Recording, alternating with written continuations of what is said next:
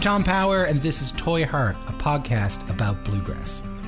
Hi, and welcome to the show. Thank you so much for streaming or downloading or however you're getting this. I am so excited to talk about today's show. But first, before we get to it, I want to talk about last week's show. So last week, we put out episode 1 of our Toy Heart tribute to Tony Rice. I just want to say thank you. It's been very overwhelming, the comments and the emails and the DMs and all the messages we've been getting about this podcast and all the memories we've been getting of Tony. So thank you so much for all your kindness. I know you've been sharing it around, and that means the world to us. But there was one email in particular that we got today. What is it? Today is Thursday, January 28th. We got an email today from Ron Rice. Ron Rice is Tony Rice's brother, one of Tony Rice's brother. And he wrote to say, hey, thanks for the podcast. And of course, that means the world because, it's the family. But then he goes on to say that he's attached in this email, and he cleared it for us to play for you, a recording of Tony and Larry Rice performing Toy Heart, the Bill Monroe song that this podcast is named for. I just want to reiterate this. This has never been heard before. This is an unreleased, never before heard recording of Tony Rice. Here it is. This is Toy Heart.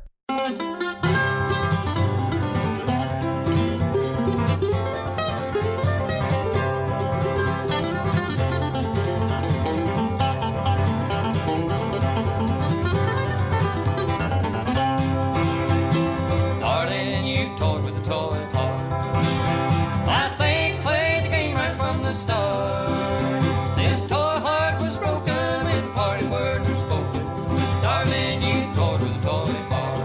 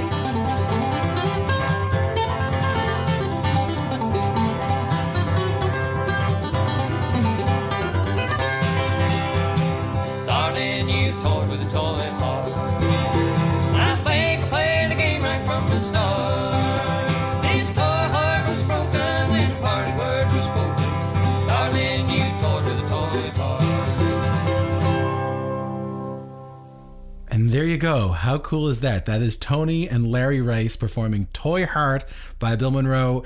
Never before heard. Thank you so much to Ron Rice for sending that along. That means the world. He says it's a home style recording from the early 80s. It sounds absolutely fantastic. And thank you, Ron, for sending that along.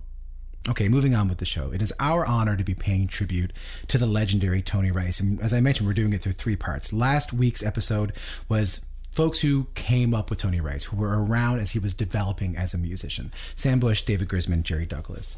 This week, we're going to be talking to people who played with Tony after he was already developed as a musician, who toured with him, who recorded with him. We have Béla Fleck, Sharon Gilchrist, Peter Rowan, and Josh Williams. Starting with Béla Fleck, who once told me that he moved to the South because he heard Tony Rice was making albums without a banjo player, and he wanted to be Tony Rice's banjo player. That's what motivated him. Throughout their career, they made incredible records together, genre-defining albums, not to mention tours and jams that have become a thing of legend. But as with all of our conversations, Béla knows who Tony really was, and he has some pretty amazing stories about their time together. Béla Fleck joined us from his home in Nashville.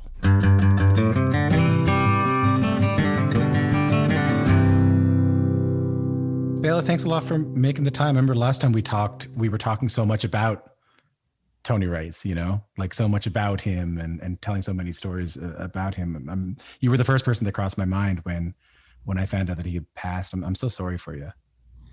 Well, thank you. Thank you for saying that. I love the guy.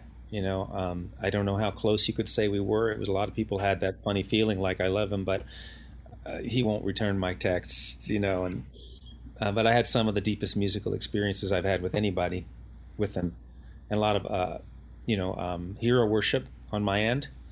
And he never let me down in that regard. What's the earliest memory you have of just knowing about Tony Rice? I think it was the New South record. I think is it 0124 on Rounder, I think, maybe 123, but yeah, that was the first record, and I dug it, and then of course he was everywhere at that time, so this would have been early 70s, maybe 73, 74, 75. When I was learning to play, he was, the cat. Now at first I was more into the local, fantastic musicians like Tony Trischka and Russ Barenberg and Andy Statman, who were our local crazies, who were fantastic. But as time went on, I started to hear there was really something about this sound that Tony was getting, and the people he played with all seemed to, like his records had this amazing sound and drive, and they had this thing where every note felt like it was kind of chiseled in stone for some reason. Something about the authority that he played his timing with. And Crow would have that too sometimes. It was like there was so much authority to the notes that it felt like it was meant to be. And I wanted to play with him. It was a dream. Then I got into, I remember getting into Manzanita, and really just being crazy about that record. And in fact, I moved to Kentucky partly to be in that orbit of people like Tony and J.D. Crowe and try to learn that Southern timing that those guys seem to have that the Northerners didn't play with, I didn't think. More of a straight eighths kind of feel than a bouncy feel. And I wanted to be around the top cats in the scene, and it seemed like Tony and Crowe and Skaggs and Jerry Douglas were those guys at that time. Now, of course, Sam Bush was always, right up there and equal to those guys when he was. But I had access to him, and he was friendly to me, and I knew him. But Tony was gone. He had left Lexington. That band had split up, and he had moved to California to play with Grisman, and so he moved on. And he was also very curious musically, and he knew he was onto something, and he was growing this new guitar style sitting there in Lexington. And then I moved to Lexington, and I was growing my banjo playing in that same town, trying to figure out how to be the player I wanted to be. So I always thought about him a lot, listened to a lot of tapes of him playing. But he was very hard to find. He was, I don't remember first meeting him. You don't remember like the first time you had a handshake or? No, the first thing that he did with me, I had asked him to play on a record, which he said yes. My second record was called Natural Bridge, and I'd asked him and Grisman to play, and they had split up the DGQ at that point, the David Grisman Quintet, and I had asked impertinently if they would both play on my banjo record, my second banjo record on Rounder, and they both said yes, but as it got closer and closer, Tony got more and more nervous. And I would talk to him on the phone occasionally. He would say like, "Hey man, can't you get like another mandolin player?" You know, and he wanted to do it, but he didn't want to play with David yet. It was just a little too early. And a little bit later on, they worked their things out. But he backed out on me on the night before the session when I was getting ready to fly to California. And he didn't even call me. I got the call from the record label that he backed out, and we had to reschedule. And Mark O'Connor jumped in and played guitar, and he was playing guitar with the Grisman Quintet at that time. But when it feels like you're dancing around him a lot, like you're on the phone, you're knowing his records. Like it feels like it took a while for you guys to get in the same. Yeah. So when we finally got together, Sam Bush, I was in Newgrass Revival at this point. Really? And, so like it took that long? Yeah, it did. Yeah. So Sam got cancer, like at the end of the first year I was in the band, and so he was going to be out of commission for a while, for a few months, and hopefully he was going to be okay. So I decided to, and they were going to be doing these benefits in California for him, like Sam and Grisman were going to get together and do it. So I was like, I'm in Newgrass Revival, I'm going to go. I mean, they're not going to say no to me if I show up and say, can I play? So I got in touch. I said, hey, I'm going to come and play. And everyone was great. Okay. All right. Now I get to play with Tony and Grisman, finally, at the Great American Music Hall. So I drive out. I'm going to drive out there, and I think I should go do something with those guys. Like if I'm going to be there, and so I decided to make this duet album with various people, and it would be people, like if Tony would do it and Grisman would do it, and then I could do something with Mark O'Connor, and I could do something with Darrell Anger and something with Mike Marshall, and then it opened up to like John Hartford and Skaggs, and all my favorite people each did a duet with me. So anyway, I drove all the way from Nashville to San Francisco in my little Toyota Celica, and parked there. And Tony said, "Well, come stay with me." I was like, "Okay." So you never really met him before? You guys knew each other a little bit? I don't think we'd met before. I have to really think about it. I don't think so. I think that was the first meeting, and I'm in his house, and he's like a real quiet guy. He's not like super expansive. So we're sitting around. I'm sitting around his house. I'm like, "Hey, you want to play?" "Oh, no. Here, listen to this music." And so he's putting on incredible jazz music through these speakers that are just, it's the best music ever had sounded to me in my life, maybe even since. It was these big monolithic speakers, and he was putting on these old, Miles era, beautifully recorded Elvin Jones type, era, Coltrane or whatever, that kind of stuff, but maybe more, maybe it was Dexter Gordon. It was some stuff I didn't know as well. It was just really beautiful. And he was showing me how he had his cassette deck. He had a cassette deck where the spools were exposed, so you could edit cassette tape. Well, yes, because what they would do is Grisman and Tony and mostly those two guys were really into editing takes. Just to practice the idea of editing a record. To figure out what he was going to do on the real edit. Wow. So he could study and he could try it a bunch of times without screwing up the real recording, which was on beautiful 1-inch tape, recorded at Arch Street. All this, or he did all those records. So there was that, and then finally, I think he practiced with me a little bit, and it was my tune, and I don't remember us jamming or anything, with that. And then I had the same, and then we met in the studio and did it, and it was, we did, I don't know, 5 or 6 takes. It was awesome. And then I did the same thing with Grisman. He had me stay at his house, so we worked on some stuff. We mostly just jammed in the studio, and I got something together. And between those two guys, they, for one thing, they smoked the most ferocious weed I've ever. It was paralyzing stuff, and it was very dangerous for someone who wanted to play some music, especially recording it where it was going to be serious. And then they also were into this coffee thing, which makes me think about Tony, dying making his coffee. But Tony was very, very picky about the coffee. They had figured out exactly how many seconds to run the grinder on the beans before you put them into the and then they did pour overs. They did a drip coffee by the cup, and it was unbelievably good. And this is very California to me, by the way, like paralyzing weed and chemically perfect coffee. Yeah. This is what I Yeah. imagine. So I mean, the coffee part stuck with me. I mean, I remember being paralyzed, by just the weed. I wasn't ready for anything like that. I do have a memory of being playing the Birchmere one year with Tony and me, and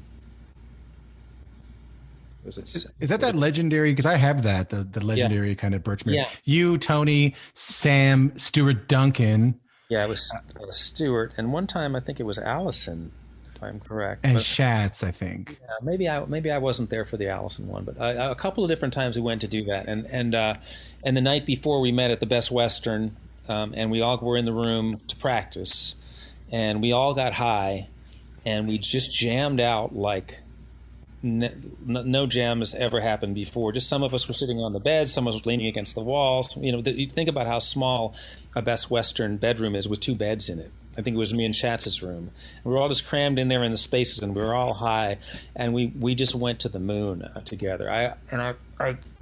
Schatz used to always like throw a tape recorder on the bed and just hit record at a rehearsal, and I'd keep asking him, can you find that tape somewhere? And he doesn't think he taped it, but it was one of the most magical musical experiences I've ever had. Of course, colored by the weed. Sometimes those kinds of things don't sound as good when you hear them back as they did while they were happening. But I think it was pretty spectacular because it was like we were one mind there. It was the one that got away, the jam that got away, because it was just so much fun. Can you talk to me about Macon Drive with Tony? Yeah, sure. The hard thing was getting any rehearsal done. I went to each guy separately, who I could corral and get them to learn some of the tunes. And Tony came into town, I think the day before. I couldn't get him to rehearse. I got him to let me come over. I was begging him. We always had this dance where I'm begging him, please, Tony, please, please, can we rehearse a little? And it's like, man, we don't know. We'll do it on the floor. I'm like, no, some of these tunes are hard. I just want you to have heard them before. It's like, okay, all right, come over. So I come over with, and he never wants to get his guitar out, but when he does, it's magical. It's unbelievable. So we got him out, and we played through a few things, but maybe for 40 minutes the maximum, and then that's it. And then the next night he doesn't show up. We're waiting for him, and finally he shows up, and we start recording. And the first track was the first track on the record. Whitewater. Big bluegrass tune. Yeah, first tune. Bam, hit it. We go in and listen to sounds. Everybody goes, ain't nothing wrong with that. And I say, let's do a few more takes. So we go back out there. We do another take. It's okay. We do another take. We do 3 or 4 more takes. Tony comes back. He says, hey, man, let's go listen to the first one. And I don't remember if he was really talking like that back then, but he was moving in that direction. And so we listened to the first one, and we're all like, dude, that was it. We're not going to do any better than that. But we didn't know what the level was because it was the first tune we had done, and there was a couple of things people needed to fix. Yeah. So then we went on from there, and we cut the whole record in, I guess, 3 days, including that opening night when we got our sounds and got our first track. And then I think we cut the rest of the tunes in 2 more days. And then some people came back to do some fixes. It seemed like he was a believer in that, hey, in like, even just talking to folks about how he would sort of show up right before the gig. He wasn't one to rehearse. He seemed to really believe in kind of the moment. He liked to live in the moment. I have some other theories about it, which are that his hands have been hurting him a lot longer than anybody knew. And so sitting around playing a bunch of takes was not good for him. He wasn't going to be able to do well by the end of the session. That's my personal theory, that I've finally come to, that there was pain involved. Yeah, Sharon said something like that. She said that he told her that he worked so hard to create his sound. Like he had listened to Doc, and he had listened to Clarence, and then he had listened to Coltrane, and then he had listened to Miles. And he said she had this theory that he thought that he had worked so hard on trying to figure out exactly what he sounded like that it actually hurt him, that he had like spent muscular energy practicing to the point where it started to deteriorate his hands. Yeah, it's probably like arthritis, early onset, something like that. Because, but at any rate, he did everything that it took. But I have to say, whenever I wanted him to play a solo, he would do one pass and put his guitar in the case. And sometimes it was a good solo, and sometimes it wasn't. But I certainly didn't know what was going to happen if he did another one, if it might be better. I was like, it'll take another 40 seconds. Can you give me one more?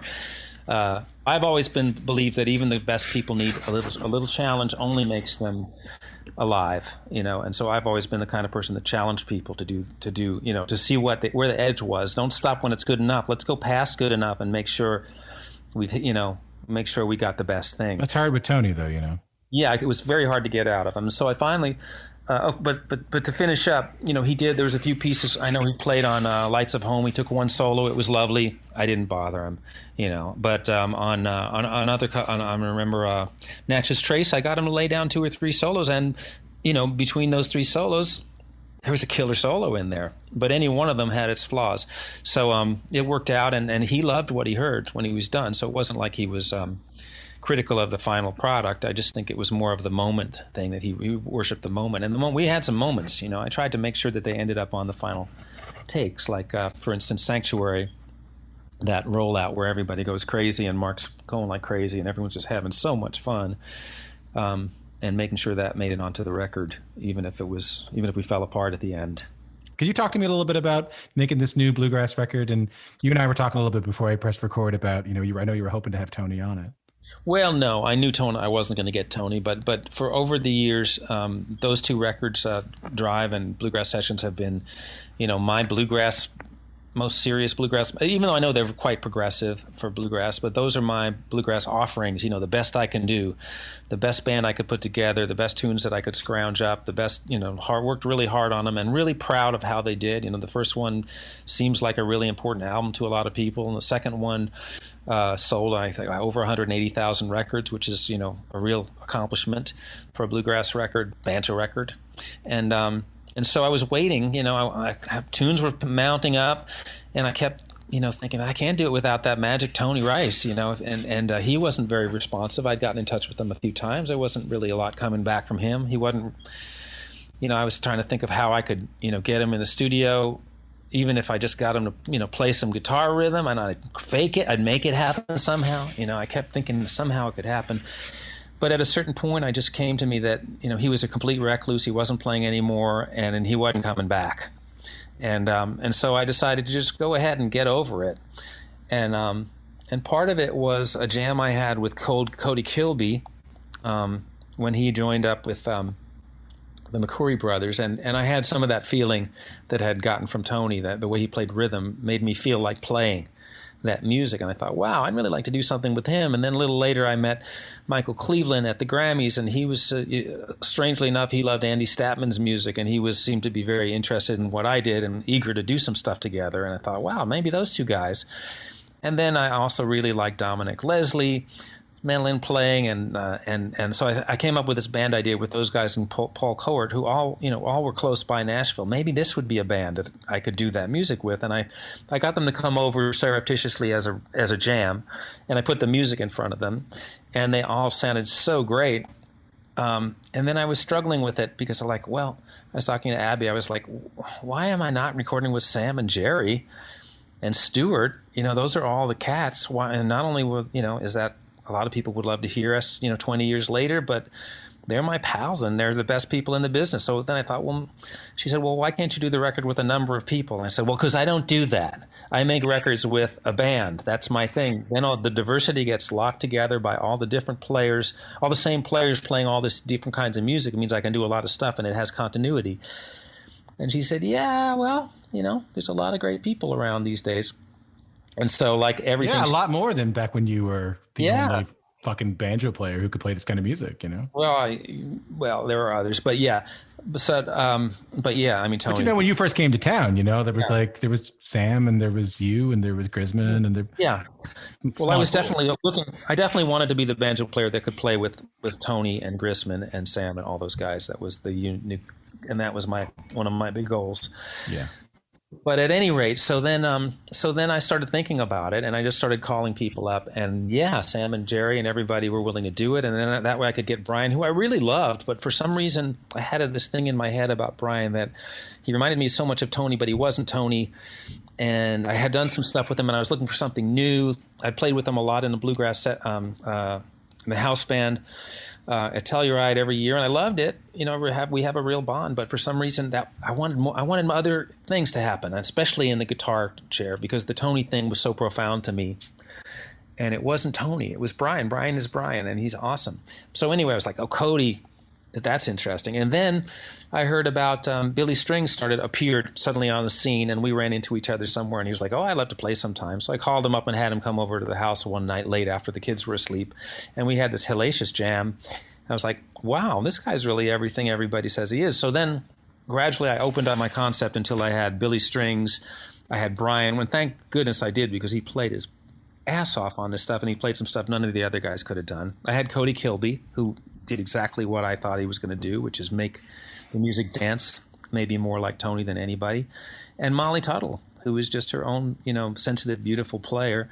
I do love hearing that Tony obviously had such an influence that you can find guitar players like that. You no one's going to be him, but you can hear parts of him in there, Oh, absolutely. But what I wanted to say about it is I was just recently in the past few weeks, I was thinking, I'm going to ask Tony I want Tony to hear this record, because of the way these guys are all paying tribute to him, although nobody's trying to play like him. None of them could play like he does without him. None of them could play. None of these guitar players could play the way they do without Tony Rice. He set the stage. He created the new language for the guitar, and they're all building on that. But they did so great, and I thought I really wanted to hear it. And maybe the way I could get him to listen to it and see what happened next after Bluegrass Sessions would be to ask him to write liner notes for it. And, we don't have liner notes these days. Nobody really has liner notes these days, but I thought that would be a really neat thing to do. And so I was thinking about that, and that's when I got the news, from Jerry called me one day, I guess on Christmas Day, and said, I heard, it was actually the day after Christmas, I heard I've got some bad news, And I kind of knew what it was. I got a message that call me from Jerry, and I called Abby. I got to call Jerry. Something's going on. He didn't call me like that and say, call me. And then I found out what had happened. That's heartbreaking. Yeah. I'm kind of. I was pretty much immobilized for the first week, and I've come out of it, and I'm finding it's very hard for me to work on anything or care about anything for a while. It was a bigger than I expected, especially considering that he's already been gone from me for a long time. When did you guys talk last? At the IBMA, 2013 Hall of Fame. Yeah, and I talked about this when I was talking to Brian Mansfield. That there was a moment when I came up on the side of the stage and he was there. I think he came up after me. We were getting ready to go on, and he just started strumming. He didn't rehearse or anything. He just came on stage and he just started strumming his guitar, doing that Tony Rice rhythm thing. That's nice and slow. And I just started rolling along, and we just grabbed this little pocket for, I don't know, a minute or two, not even. And then he just stopped like he always would do if it wasn't the gig. And he said, how fast are we going to play? What are we starting with? I said, I think it's Roll On Buddy. He said, oh, how fast is it going to be? And I kicked it off like we'd kicked it off when we rehearsed without him. And he said, oh, that's too fast, man. That's too fast. You got to do it slower. And I was like, oh, okay. But, Brian was going to be there too, so it was going to be covered. I didn't want to make him uncomfortable, but, Sam's singing the song, and I didn't really know what to do. So I think I split the difference a little bit. So that was the scene. Let me just, you've been really generous. I got a couple left here, and they're sort of broad ones, but I think they're meaningful. Like, what made him so special? Have you been in your week of sort of reflecting and ruminating on your friendship and your music with the guy? What made him so special as a musician? Well, I've listened back, and like a lot of people talk, it says an overused a phrase, deep dive, taking a deep dive. I've taken a deep dive into Tony and sniffed around a lot of different periods of his playing. And of course, I go back to my favorite recordings like Old Man in the Forest because the song is just so evocative. And I listen to him like when he's singing, there's almost no guitar, and then he strums like 3 chords in between before he continues to sing. And those chords, like, they blow me away. Still, just the way he strummed those 3 chords and lays it in there for you, even with all the other instruments going.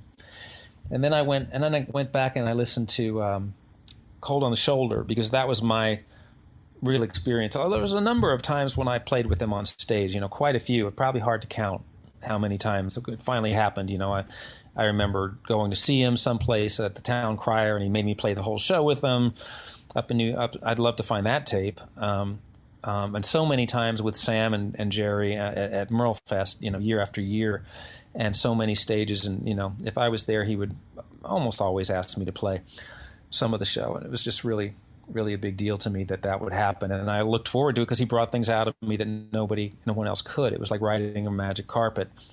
And it was a feeling that, I can't say I have had that very often, especially outside of playing with him.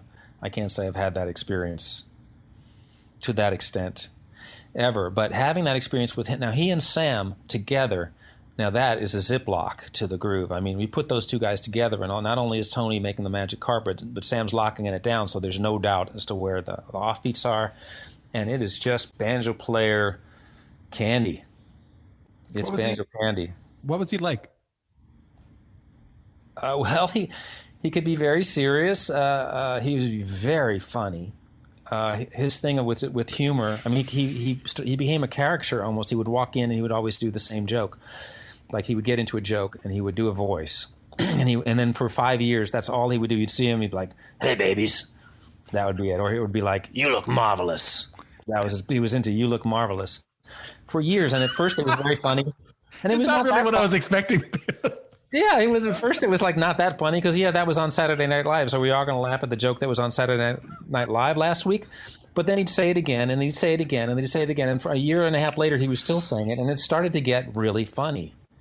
And his concept of humor was, if I just keep on doing it, it's going to come around. And so he would do it and do it shamelessly, the same jokes over and over. Off stage. Now on stage, I just don't ever remember him making jokes. But backstage, he was always funny. He was lively. He was fun, and I loved it when, like, after we did the playing and we'd go eat somewhere, or like after the rehearsal when we'd go rehearse for something, we'd all go have a meal, and he would be fun and he'd be happy.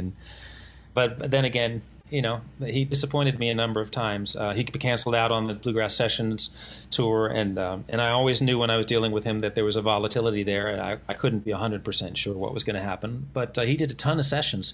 The other thing with me was that he did a lot of sessions, and I wanted what he did for me to be unique and special, and that's why I pushed him. Not because he didn't do good enough on his live takes, but because I was looking for something that hadn't been heard before from him and from everybody on the stuff with me. I wanted it to be something they could point at and say, "Hey, there's some stuff on here that I've never done anywhere else." Because that's all I had. I mean, it's a bluegrass banjo record. If it's just like Tony Trishka's Hill Country, or which is exactly the same band essentially, except me. It needed to have some things that were. And unfortunately, I produced that record. I love that record, Tony. You know what I mean? But it was like, it's an example of how often you can find dozens of records that Tony, banjo records even, that Tony played on, and records, and they were almost all rushed through. But I didn't want to rush through this stuff because I wanted it to be the best everyone could do.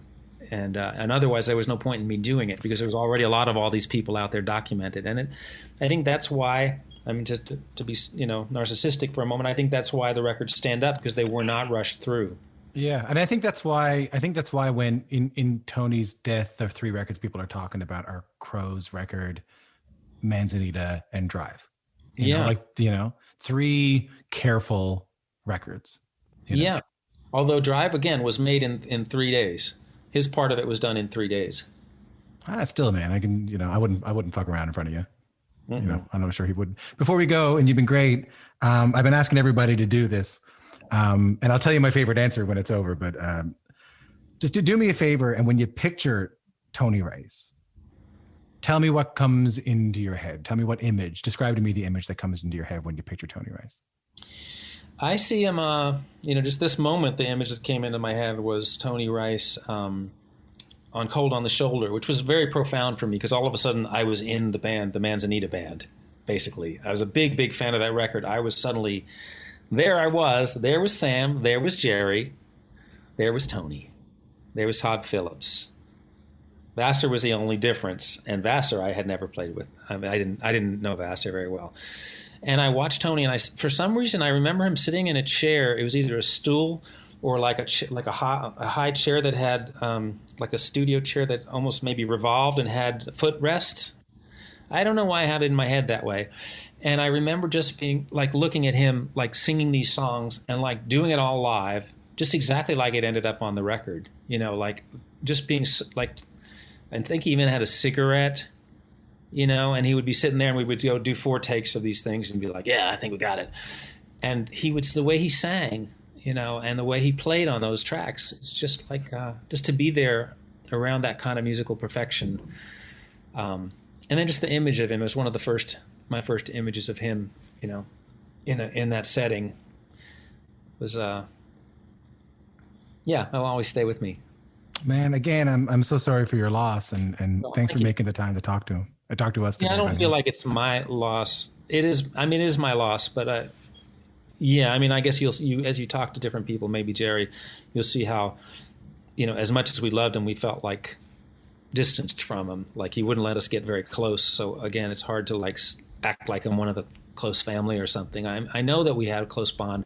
I talked to Critter, and he told me that Tony had a note from Drive on his next to his stereo system. He had that beautiful stereo system, probably the same one, and it said, "Hey Tony, you played your ass off.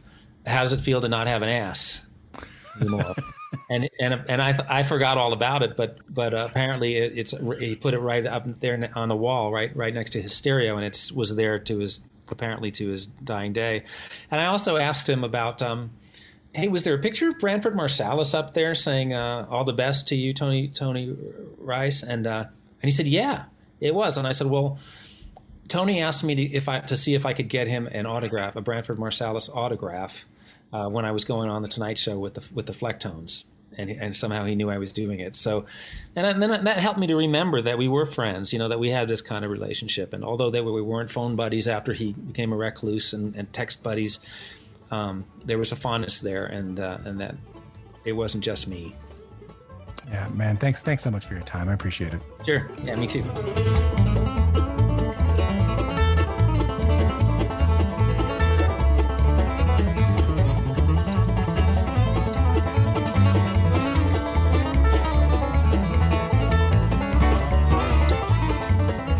Thank you so much to Béla. I'm really looking forward to that Bluegrass record, and I really appreciate you making the time to talk about your old friend.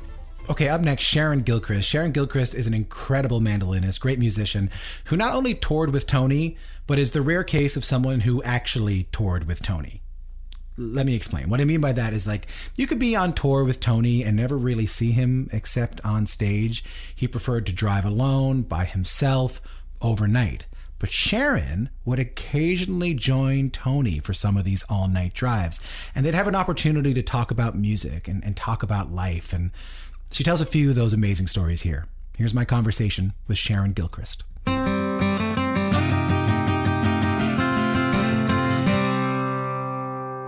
If you don't mind, I mean, what went through your head when you got the call? Literal shock, and I no words, just that sense of loss and immediate, a lot of tears, and just a heavy hit, I would say. What's your earliest memory of just like knowing about him, like knowing that he existed? It's funny, like I don't have an earliest, like he was always in my life, as because I grew up doing bluegrass and going to festivals every weekend of festival season every year since I was a baby, and probably in utero, actually. So Tony Rice was just always there, and always a hero, and got to see him perform a lot at festivals when I was a kid. So I got to see the Bluegrass Album Band, the quintet, the Grissman Quintet, and I want to say, I know I saw those for sure, like a number of times, and he was always part of like the newest thing, the newest, coolest thing that was breaking ground in our genre of music. And so it was always just that, like, for me, he was the top of the heap for me growing up. Like, I'm a mandolin player, a bass player, but I've probably listened more to Tony Rice as an instrumentalist than anybody else. Because I think again, in spite of playing mandolin, I also grew up around a lot of guitar players and not a lot of mandolin players, hardly any really. So there was this huge infusion of guitar music from Tony. But I think I just also thought he was kind of, him, Vassar Clements, like they just kind of were right up at the top of all of it for me. Was it a goal of yours to end up playing with him? God, no. That was like beyond my wildest dreams. I would never have imagined it, that our paths would cross that way. So how did it come about that you ended up playing? Really, through Peter Rowan. I had, I was really aware of Peter's music and was in a band in Santa Fe, New Mexico that was touring a lot and put out a couple of records. And our booking agency was based out of Colorado, and we were their only really straight up acoustic bluegrass act. And so they were more in the jam band world, but They did an event that Peter was part of. And so, we were always trying to prompt our agency, like, this would be a good thing for a bluegrass band to do. We were trying to kind of, feed them ideas along the way. And so I remember saying, hey, you guys are doing this event with Peter Rowan. Could you send our CD?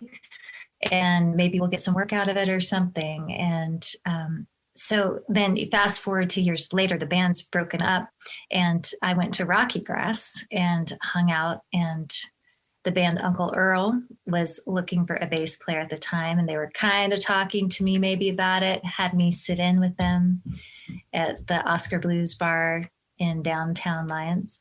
And Peter was there. And I didn't meet him, but he recognized me and later told me that when he had gotten that CD, I don't know if he ever heard it or not, but he said he just remembered looking at the cover and saying, like, having a feeling he was going to work with me someday. And so that time at Rocky Grass was, he saw me, and I think that's right when the Quartet was losing their mandolin player. So, just timing and all of that kind of came together. So Peter called me a few months later and asked me to do some gigs. Let's see how it goes. And then, so if I'm not mistaken, you met Tony on stage. That's right. Yeah. So no hang beforehand, no jam, no rehearsal. No, nothing. No talk about what we might play on stage. My first gig with Peter and Tony and Bren, which was interesting because here I am going to play with my heroes, and being another instrumentalist on stage with Tony that's going to be taking a lot of the solos. Of course, I could have just been so freaked out, but I remember not knowing, the way Peter had posed this jam cruise gig. That's what this was. It was a cruise, wasn't it? Yeah. So not only did you not meet him before, but you were in the middle of open water. Right. Wow, right. And I am not a water person at all. So it feels like a really welcoming way to do a gig. Right. Yeah, I was like, go figure. The first gig, I'm on the water, and we'll see how that goes. But yeah, so there I am, and I'm just thinking, I don't know if I'm ever going to get to do another gig with these people, but here I am, and God, this is Tony Rice. I could freak out, or I could just enjoy the heck out of this moment, and that's that's what I did. I just was so excited to play with them, and it was kind of nice not knowing ahead of time what was going to happen and if I would ever work with them again. It just took the pressure off in a way. It's like, this is happening today, right now. I'm just going to enjoy it. So I think it went pretty good. Must have. Yeah. Do you remember the first? Some more. Do you remember the first? I mean, you might not, but do you remember the first tune you played with them when you got up on stage? Oh wow. Oh man, I don't remember the first tune. I remember doing "Pig in a Pen," and we played "Leather Breeches," and and I remember Peter just, giving me the eye to jump in on the third part of harmony, even though we had never sung 3-part harmony before together. And I think we did Shady Grove as well. And Peter like just pushing me to the center mic to stand right next to Tony for the intro, where we jammed out like on a rhythm vamp while Tony was just getting the thing going, playing some riffs, but like just being pushed right next to Tony, and it was great. I hear he had a real power. It's funny you mentioned that, you get up on stage and it's your first time playing with him, and you're going to be responsible for taking a lot of the breaks. I understand he had a real power or a real gift for making lead players feel really comfortable, like giving you a really great net to kind of operate on top of. Yeah. I mean, absolutely. It just doesn't get any better than that. I've never experienced anything else like it. And to this day, I would say when I'm thinking about just a lot of things musically, when I'm thinking how I want things to go or how might I approach something, that's still really the reference point for me. I almost always kind of go back to what did it feel like to be on stage in those moments. And because there was such a freshness happening. That's one of the things I go back to. There's Tony's timing that's so impeccable, and that is my gold standard for timing. And it's so visceral. I'm so grateful I have those 3 years of gigs with them to have it in my body to really go back to, okay, that's time. When I'm going for that, that's where I go to.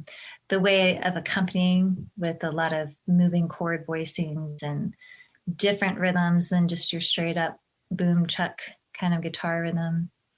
I really learned that approach from him at that time, not, just learning it by ear, by being around him doing that really freed me up as a backup player. And to play on the top of it, it was something that just seemed to like open up a pathway for you. What a beautiful thing. I think there's a lot to be said for people who can take great breaks and, learn some great licks and, figure out how to play, but to support another musician, like to be there in a supporting role and to support someone and help them be their best is such a rare quality in someone who's also so virtuosic, Absolutely. I think he really enjoyed that part of it like immensely. The first real conversation I got to have with him was maybe like the third gig we did together. And I decided to ride with him after the gig that night because I wanted to check in and see, how's this feeling to you? He rode by himself after the gig? Always. Yeah. He would, we get off the stage and, he'd say, "Where's the paymaster?" and get his check and hit the road and drive through the night to the next gig. So if I wanted to hang with Tony, that was the time. It was the car ride to the next gig. So I tried to do that about every tour and at one time. And that first time though, he was talking, he had McCoy Tyner playing in the car. And, we weren't really talking at first, and I was not going to be too imposing on his late night car ride, but just chilling and listening to McCoy Tyner. And there was some intro on the, I want to say it was a cassette, but like he just kept rewinding the intro over and over and over and over until he could figure out what was happening harmonically. And then he kind of relaxed and started talking about how he loved jazz piano, particularly McCoy Tyner, and how that's what he's doing in his backup. He's like, if you're ever in the studio with me and you single out my guitar rhythm track, it's not even going to sound like I'm playing the song you're playing, and it's not going to sound like a regular rhythm guitar player. I'm thinking like a jazz pianist. I'm trying to comp like a jazz pianist would in a jazz ensemble.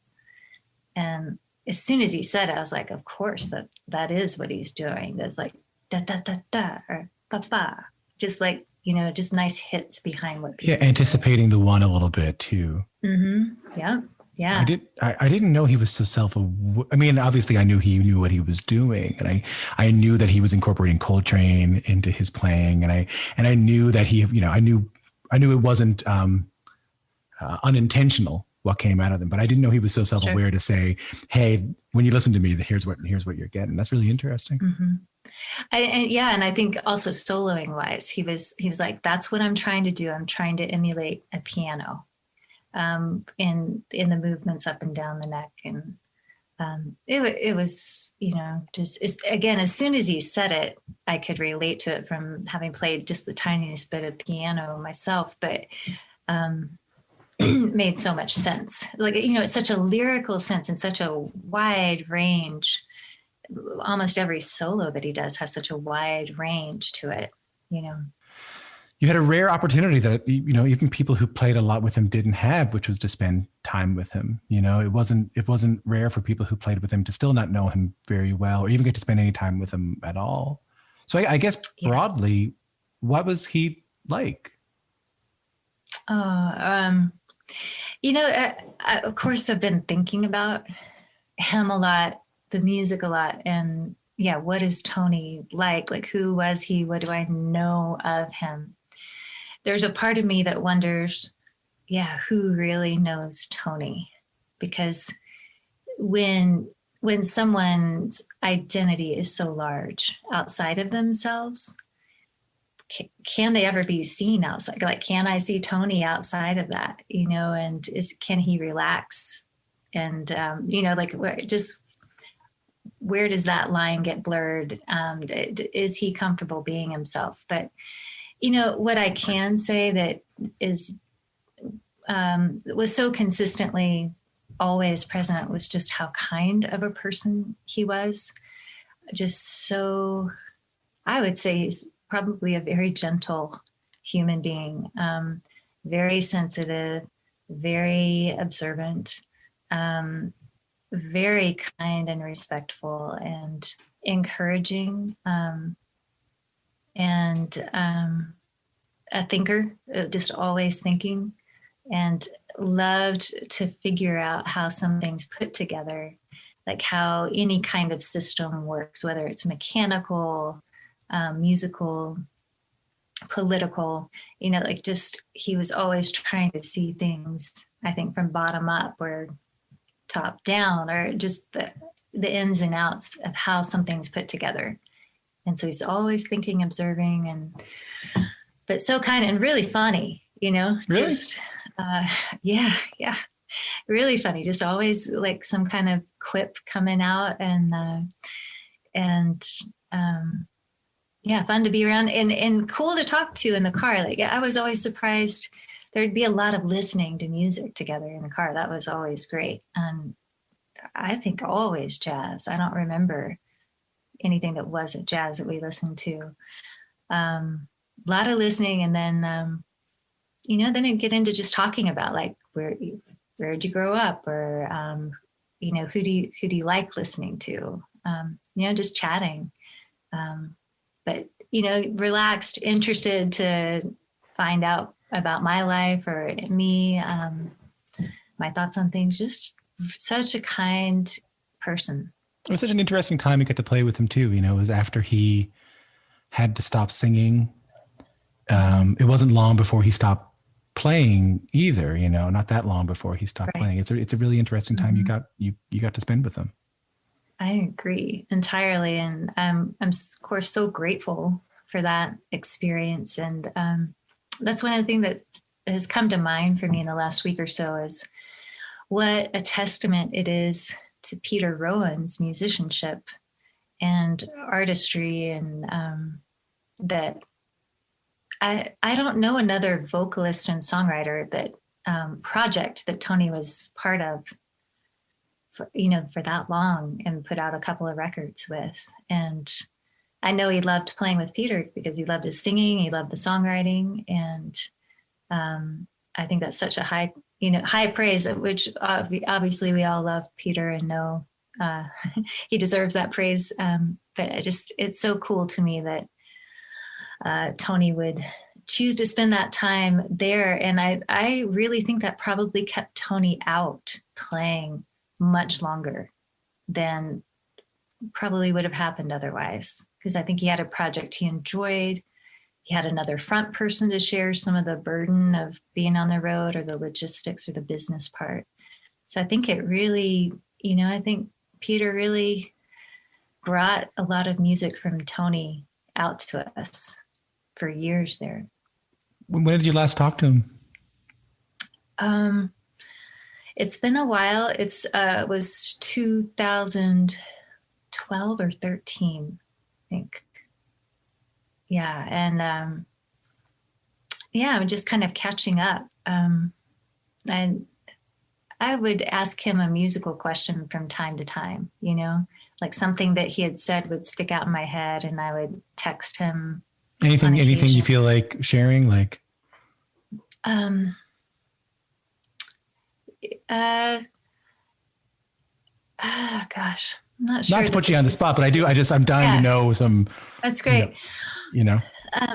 Well, like the last time we actually talked on the phone, I remember telling him I was going to teach at a music camp, and I hadn't done it before. And, again, he was just so encouraging.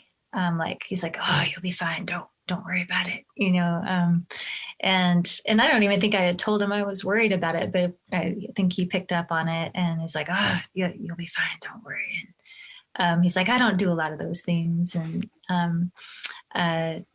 he's like, I don't know how to tell people what I do. Like, what do you say? I just do it, and so that was interesting. But we got into a conversation about, and Oliver, and I was telling him about this record that I was into at the time, and Oliver Nelson album.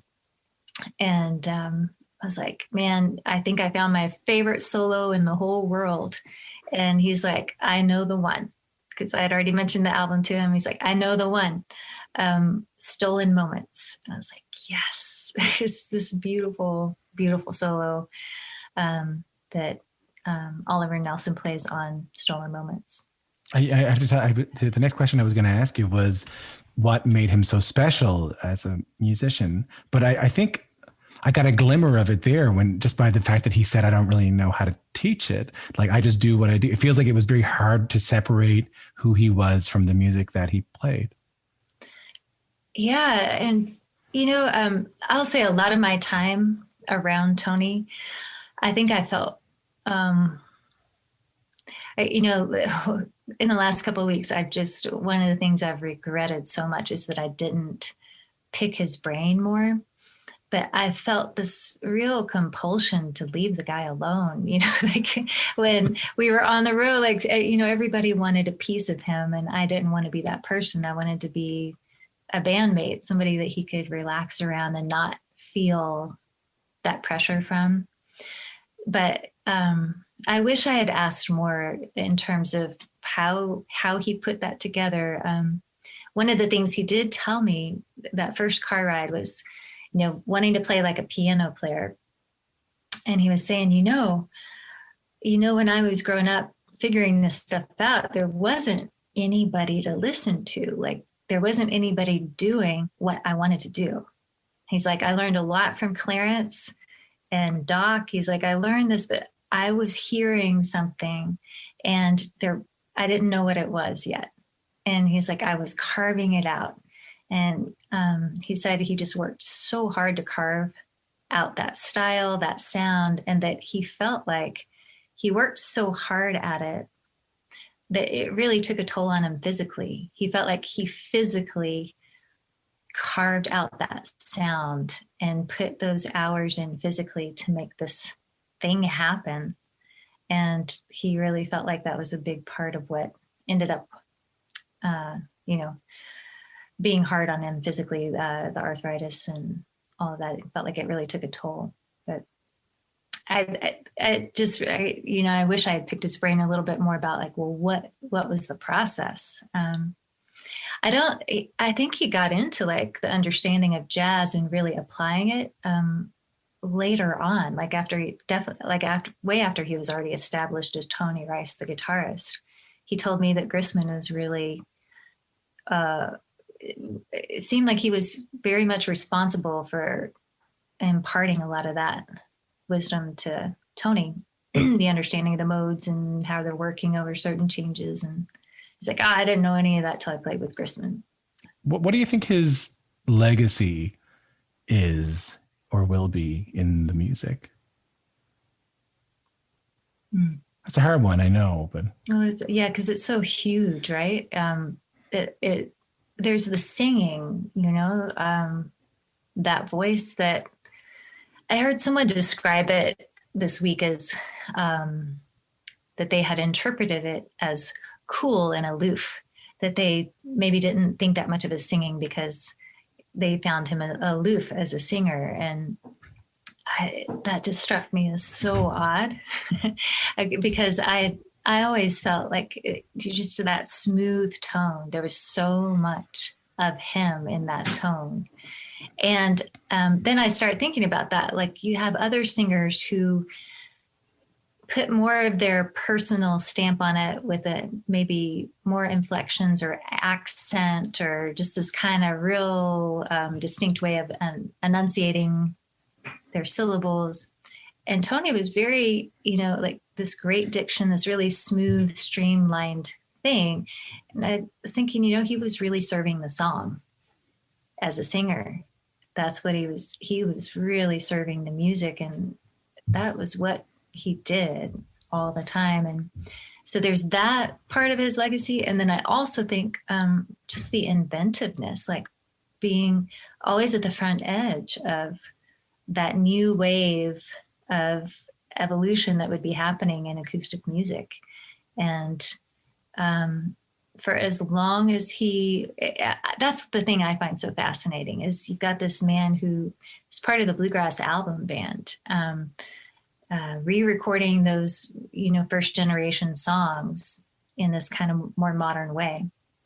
But that's bluegrass. And, so this man who's steeped in bluegrass, but absolutely maintained that and carried into these new forays that were happening, bringing jazz into the bluegrass scene, and his willingness to do that, and to leave J.D. Crowe and go out to California and hang out with the quintet. And I mean, he had a huge fan base at the time.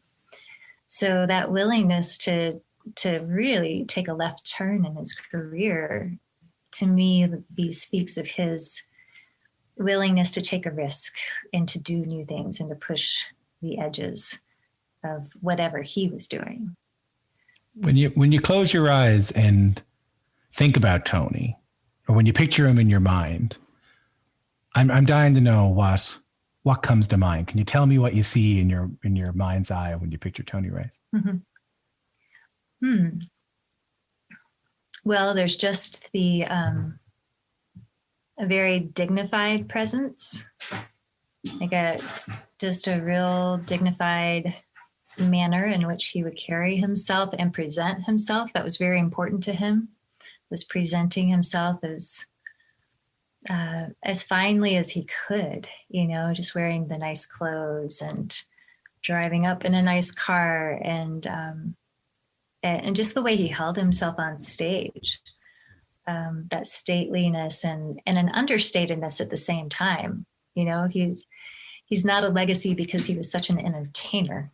He was very quiet and understated, really, which is why we all wonder still, who was Tony Rice, But so what I really think of when I think of Tony is just that inner quality that was Tony, that it's hard to put into words, but it was so palpable and always present. And the image that comes to mind for me is, there's that stillness in him that's so deep, such a deep well, but any second it could turn into like a thunder cloud, just brewing, and then a lightning strike in terms of energy, just a storm coming through, a weather front. He just had such power. And I think he was a deeply emotional human being. I think there's a lot going on in there and churning and then,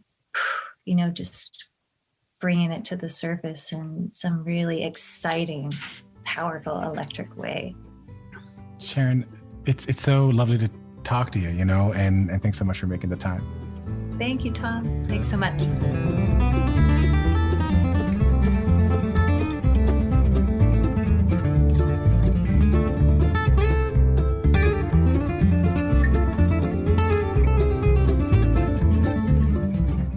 Thank you so much to Sharon. Those stories are absolutely beautiful. I still can't quite get over the one where she gets on stage with Tony Rice and has to perform with him without ever really having met him before. And it's so lovely to talk to Sharon. Thank you so much for your time. Up next, I was so excited to talk to Peter Rowan. Peter Rowan comes up a fair bit in that last interview. Peter Rowan, I'd never talked to him before.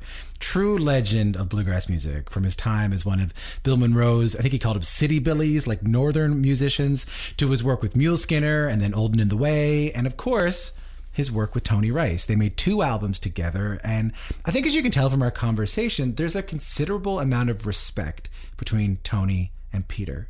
Peter Rowan joined us from Berkeley, California.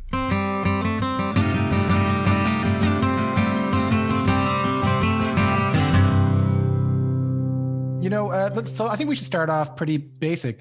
First off, I should say I'm really sorry for your loss of your friend. Well, I mean, quite honestly, Tony, he really kept to himself. But one of the we're talking about Tony Rice, recently passed. And but one of the interesting things about Tony was,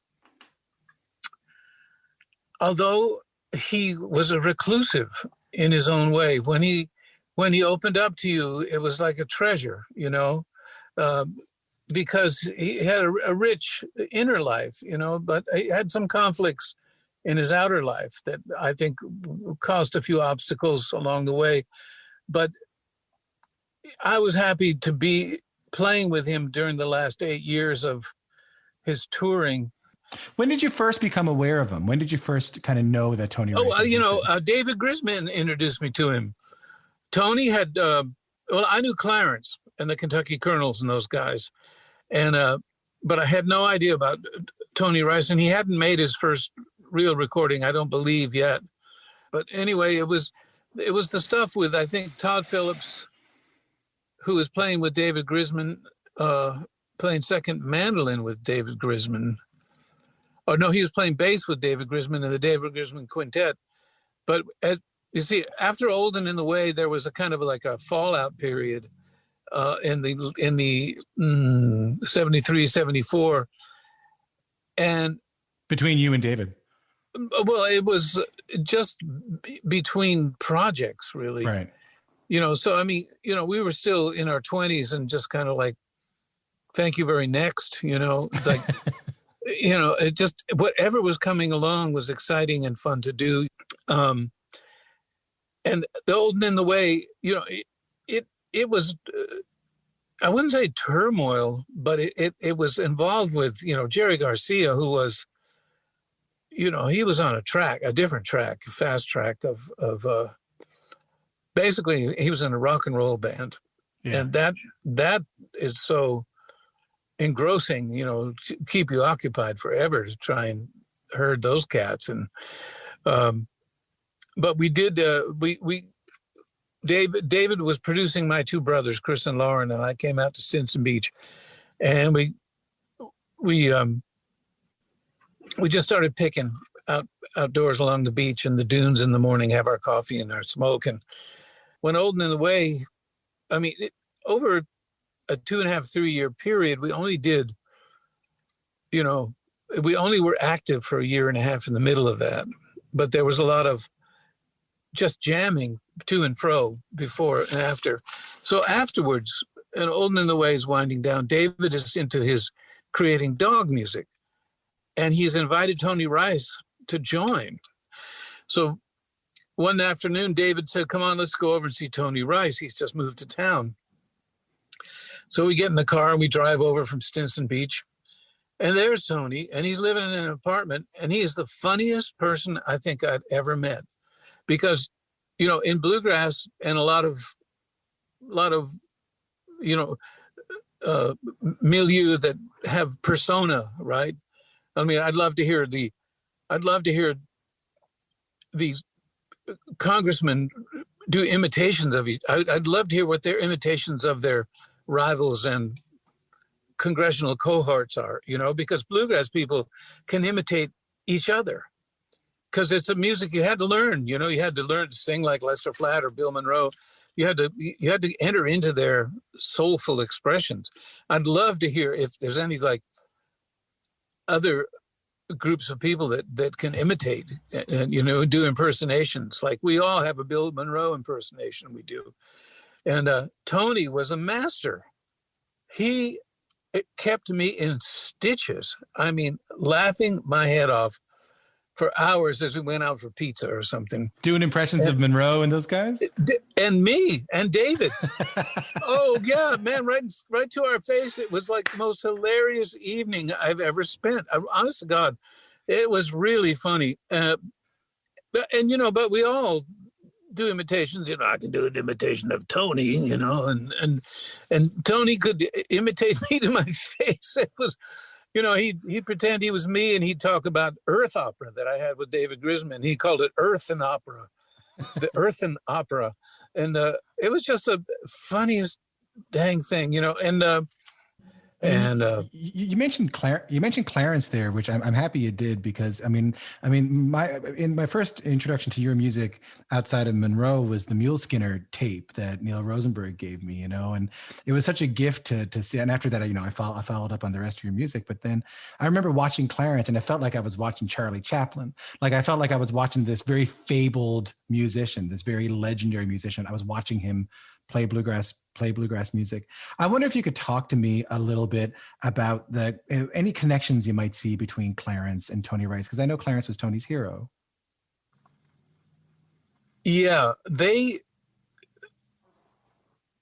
couple of points I wanted to make about Tony when he would talk about himself. It was always a surprise if there was an audience listening to him. He'd always, raise the bar in terms of his presentation, as he did with his music. He'd address public crowds in a way that was so dignified and everything. But on the personal level, he did talk about Clarence. And there were two people in his life that really were powerful for him, musicians anyway. One was Vassar Clements, that Tony's dad and Vassar's parents were friends. And when they moved to Florida, the young Tony Rice hung out with Vassar and on these beach barbecue things, and they were even net fishing in Florida at that time. I think he was very young. Tony was very young, but Vassar was an elder brother to him.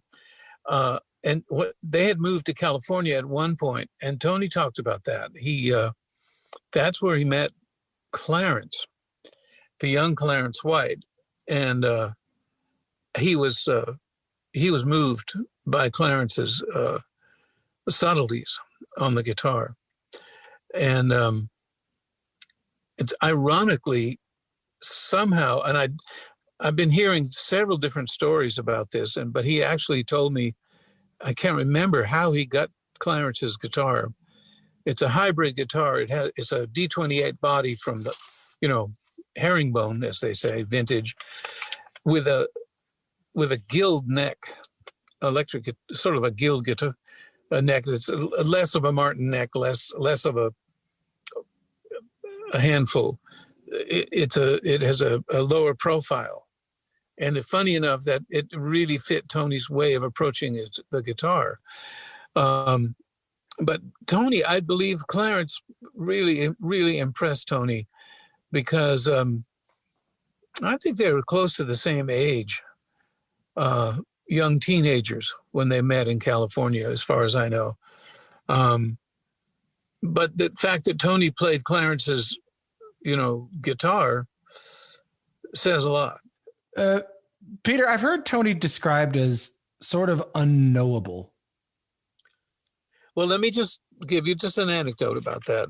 I mean, aside from talking about his deep, deep love for Vassar Clements due to his childhood experiences with Vassar, not just knowing him as a musician in a recording studio, but as a child, family picnics by the beach. When here's the older brother Vassar, who has so much wisdom about him, and Vassar, he was 16 years old when he went with Bill Monroe, and he recorded the Mule Skinner Blues and all, the New Blue Moon of Kentucky, another rebirth of Bill Monroe's music with new musicians, which is one of the great legacies in bluegrass. But here's an idea about Tony. I mean, there's many things that I wouldn't talk about in an interview that where he, I mean, let's put it this way. His reasons for being a private person were a deeply personal. Of course. I wouldn't want you to say anything you're not comfortable saying, Yeah, deeply personal reflections on things in his life, and I was privy to some of it. But here's an example. Now, Tony never wanted to fly. So we had some dates in California, and he drove to Texas twice to play this festival down there called the Old Settlers. That's halfway across the country from North Carolina. And I mean, you've never heard people respond to something that there's like he'd just like play and there'd be a collective intake of breath and then a kind of, whoa, woo, just like you'd hold your breath while Tony was doing those solos, playing hardcore, straight ahead bluegrass. And he had a lot of folks who would, it's funny, as a private person as he was, he mentored several people. I mean, I can say this, Tony was in AA. I guess he had a problem. I hope I didn't contribute to it, but he became free of that, free of alcohol. And he had the little counseling coins you get, for years and months of sobriety and everything like that. He was very proud of that, and he was doing good with that. And so he would mentor other people, right? People from that world. He would counsel them. We never talk about them, ever. It was just something he did. He'd been on the hard road. He knows what that's about. But let me just tell you this one anecdote that really shows Tony. I mean, to me. So he's driving across the country to come to San Francisco. I mean, that's a long way. But he'd rather be doing that and listening to good music on his, stereo in his Mustang than going to the airport, man, and he would ship his guitar days ahead and. And I'm at home one night and the phone rings and it's Tony. And hey, man, where are you? And I would rarely hear from him if it wasn't like about business of getting out to play music. He said, man, I'm in Arizona. I'm standing on my dad's acre that he bought from the back of a sports magazine in the 50s. I said, what? He said, yeah, my dad never got here. He said, those magazines in the 50s, like even every magazine would have like land for sale on the back, as well as, magic rings that you could buy for, Sky King, Yeah, sea monkeys and stuff like that, yeah. Yeah, monkeys and things you put in a jar and it blossoms into monkeys and flowers. But they also had land deals. And Tony's dad had plunked down $150 on an acre in Arizona. And Tony had taken it upon himself, driving across the country, to go find that piece of land that his father had never seen and call me. And to me, it was the most moving. It was so moving to hear Tony standing on his dad's little plot in Arizona. Yeah, my dad bought this in the 50s, man. My dad. And now Tony had a very turbulent relationship, I understand, with his father. But it was the most emotional call. He had reconnected with his father by visiting his father's dream of living in Arizona. He felt something there. He strikes me from all the stories I'm hearing as a very powerful, yes, a deeply feeling person. Absolutely. But tremendously disciplined, and also maybe at times, dealing with a lot of conflicting emotional things, as we all do. But that moment, of hearing him on the phone, man, tears came to my eyes, and I know he was moved. He wouldn't have called. He said, "I just wanted to call you, man. I'm standing on my dad's acre Beautiful. in Arizona, man, out in the desert." I was speechless. I was like, "You what?" And then he came to California. He got there 2 days later and never mentioned it again. But it was like, I mentioned it. I said, "Man, that was so great. You called me from there." And he said, "Yeah, my dad bought it off the back of a magazine. Never went there." It was like, but that's, that to me is something special. When did you last talk to him? Well, this is very personal, and in that it's revealing. Tony became very kind of pale and jaundiced and dropped a lot of weight. And he also, he had afflicted by tendinitis. But the last time I spoke with him, I was on the road with Ronnie McCurry, the traveling McCurrys. We had some dates down in Georgia and Florida and in North Carolina. And so we did that cycle of dates, and I was coming up through North Carolina, and I called Tony, and he answered the phone. And I said, "Man, I'm just down half a mile from your house coming through Reidsville on the way to this gig with Ronnie." I said, "I'd love to come by and see you." And he said, "I'm really sorry, man." He said, "I just can't see anybody." So, I mean, I respected that, that's Tony's that way. But maybe he was suffering from, some ill health or something. That's what we all thought was going on. What do you think his legacy will be to the music?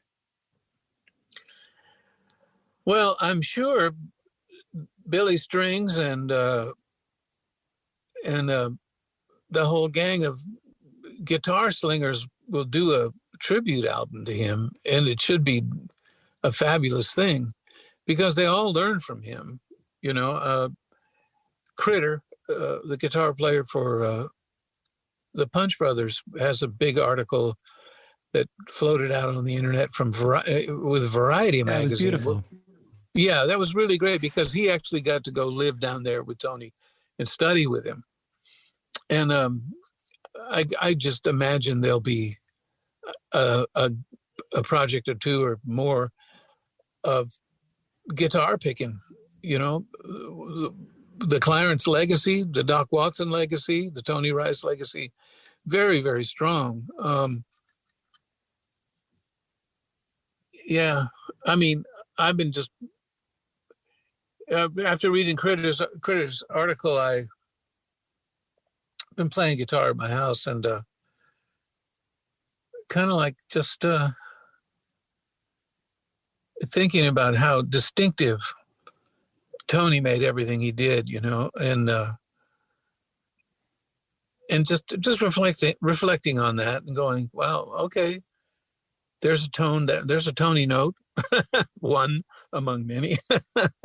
But yeah, he's an inspiration, man. Total inspiration to everybody. Clean, good timing, and letting the guitar talk. Great singer too. I know by the time when you guys were doing the Quartet record, which I really loved, he wasn't singing at that point, but I mean, nobody sang bass on things live. He would still sing with you, hey?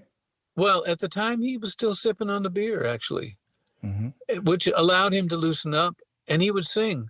He would actually, it was funny. He would pull his hair out of the ponytail and let it fall down around his shoulders and sing bass on gospel tunes. It was like a Rastafarian thing, man. That's very cool. I mean, when he lost his voice, it was so sad. He was such a powerful singer in the music. Yeah, but he still had a bass voice. He had like a, like really low, incredible low range. He could have recorded in that range, and people would have loved it. But I just think he felt he was attached to what he had been able to do as a bluegrass style, tenor baritone voice. You've been really generous, man. I'll close off this way: is say, like, if you just do me a favor, in your mind's eye, when you picture your buddy Tony Rice, paint me a picture of what you see when you see Tony Rice. It'd be more what I heard. We'd be getting back in the dressing room and thinking maybe a second encore, and you'd hear that Mustang fire up in the parking lot. Yeah, that. Peter, that's great. That's great. He'd be 1 foot out the door. Gone. Peter, what a joy to talk to you. Thank you so much for your time. Thank you. Appreciate it, man. Lord, send the angels for my darling and take her to that home on high. I'll wait my time out here on earth, love, and come to. Thank you so much to Peter Rowan. Peter, by the way, while we were doing that interview, had a typewriter in the passenger seat of his car, and he told me he was writing his stories. So, Peter, if you're listening to this, we're all looking forward to reading them. And thank you so much for your time. Our final guest is Josh Williams. Josh is a great bluegrass musician. He can kind of play any instrument he puts his hands on. You might know him from Rhonda Vincent's band. You might know him from his own solo work. But I was encouraged to talk to Josh after I watched him do Brian Sutton's tribute to Tony Rice. Brian Sutton did like a 3-hour-long tribute to Tony Rice on Facebook. And Josh got to do something really interesting. After Tony was unable to sing, Josh became Tony Rice's voice. He sang the songs that Tony Rice could not sing anymore. And it wasn't just musically that Tony meant something to Josh. As you're about to hear, Josh talks about his own sobriety journey and Tony's encouragement and help while they were on the road together. Here's my conversation with Josh Williams.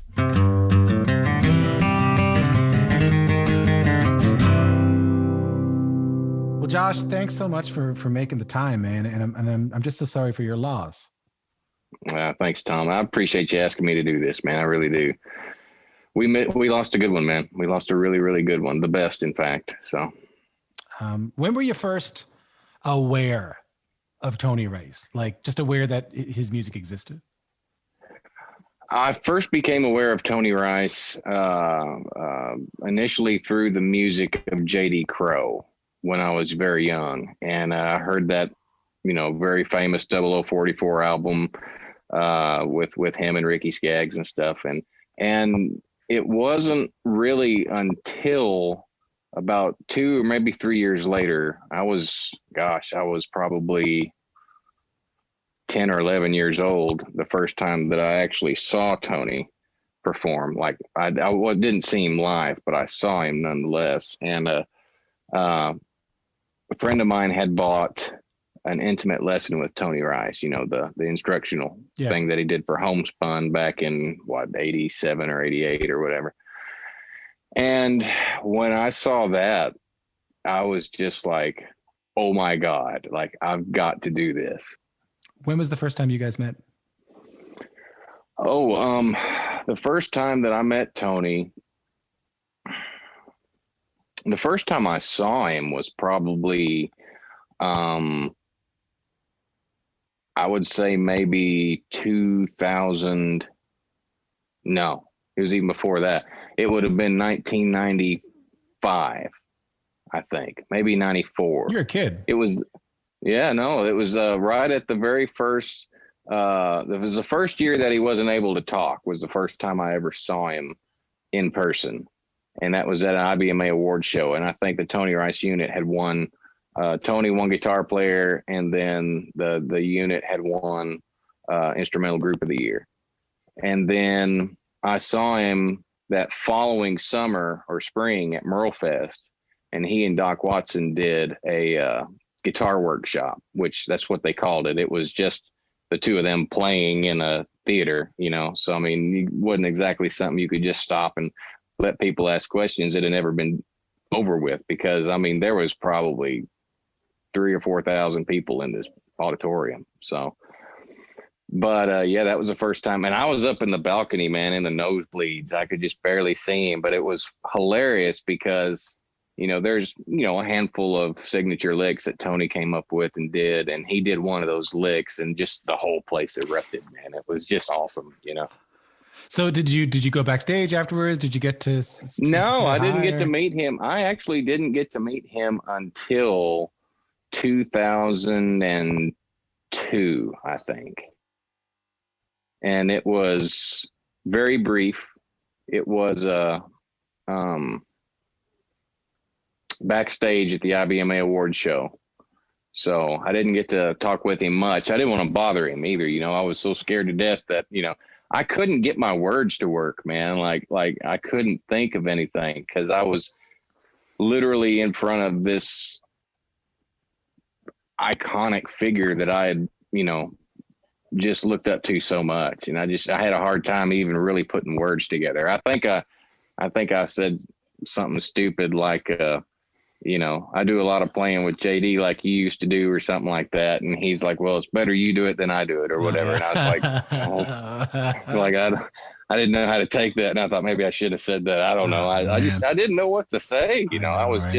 just tripping over my tongue, Yeah. But he was very gracious and very nice. And I ended up getting to hang out with him for about 10 or 15 minutes at that point. And then later on again that evening, he and his daughter India were there, and they kind of snuck into Daryl Adkins' room at the time, and I was able to follow suit.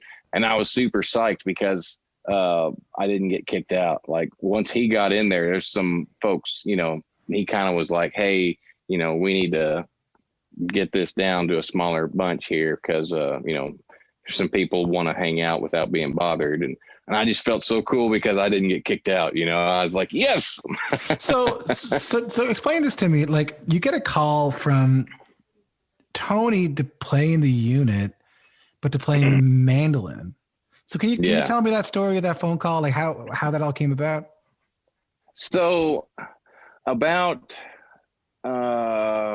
6 months or so, almost a year actually, before all of that happened, I was still working with Rhonda Vincent, and we were at Graves Mountain in Virginia playing, and Tony was there, and Rhonda just thought it would be really cool to have Tony come up and play a song with us, and she said, so when he does, you just grab the mandolin. And I'm like, okay, yeah, that's great. So, and we did exactly that. And somewhere around here, I've got a photo of that, but, so that was the first time that he and I had ever played together, and I was playing mandolin. So when I left Rhonda's band, that following May was when he called me. Actually, I think it was more like March or April when he actually called me for the May performance. But he just said, hey, I've got this show coming up. Would you want to come play mandolin on it? And I'm like, yeah, of course I would. And so we went and did that. And then I ended up I actually at first did more shows with him and Peter Rowan, just because I don't think the unit was playing a whole lot at that time. So I ended up doing, I don't know, about a handful of shows with them. And then there was another unit show. And anyway, after about 3 or 4 different shows with the unit, I just happened to kind of say, hey, if for any reason you might want to do, any vocal tunes, let me know. I know a bunch of your stuff, and that's when he was like, really, what songs do you know? And I told him, and he's like, well, why don't we do a few of those, this evening and see how that goes? I was like, I'd be happy to. It was in Hiawassee, Georgia. We were down there playing. And so the first set was all instrumental, and the second set was the first time, I guess, that there had been any singing in any of the Tony Rice unit shows. But yeah, it just kind of happened, man. He said, hey, would you come do this? I'm like, yeah. And, then he just kept calling, thankfully. Of course, I made him very aware that if anything you want to do, I'm happy to do. You know what I mean? And so, yeah, they just kept calling me. And then finally, after we played a is probably 3 or 4 shows with vocals on it that we had done, and we played the Birchmere, and he called everybody after the show back into one of the dressing rooms, and he said, "Hey, this is the unit that I want to be traveling. Is everybody okay with, doing this?" And I'm, of course, at that moment I was on cloud 9 that my hero just asked me to be a part of something he was doing. It must have been kind of bittersweet in some ways. Like, you got to be Tony's voice, but Tony couldn't sing. It's an interesting thing. Well, and I never tried to be him. I didn't try to sing everything exactly like he did, because I knew that I didn't want him to feel like, Tony was real big on, you be you, like the first time we ever played together, I didn't get to really run over anything at all. He said something about, yeah, we'll run over a couple of songs or something before we go on. And then it just ended up being a jam on Miles Davis's All Blues instead of, anything that we're going to do on stage. No problem, Yeah. So anyway, it's just, it was very cool though. And I was extremely honored that he had the confidence in me and my ability to let that happen. He'd done a lot of shows with other people that could sing, and I never understood why they just didn't do it. But I guess, like I say, I'm just honored that he had the confidence in me to be able to do that. What was he like to tour with? It was,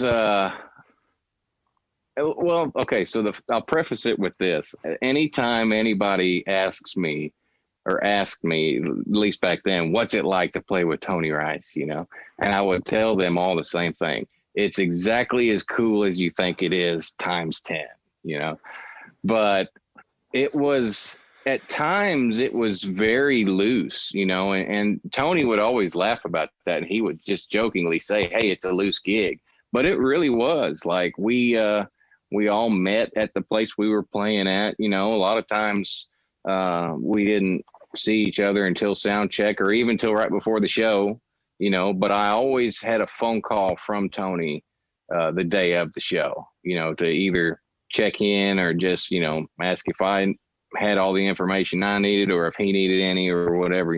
I would always get a phone call from him. Most of the time, if Ricky Simpkins was on the show, he and I would always touch base, during the day as well. But yeah, a lot of the time it was just meet at the show, and here we go. Half the time we do sound check and Wyatt would check Tony's guitar mic.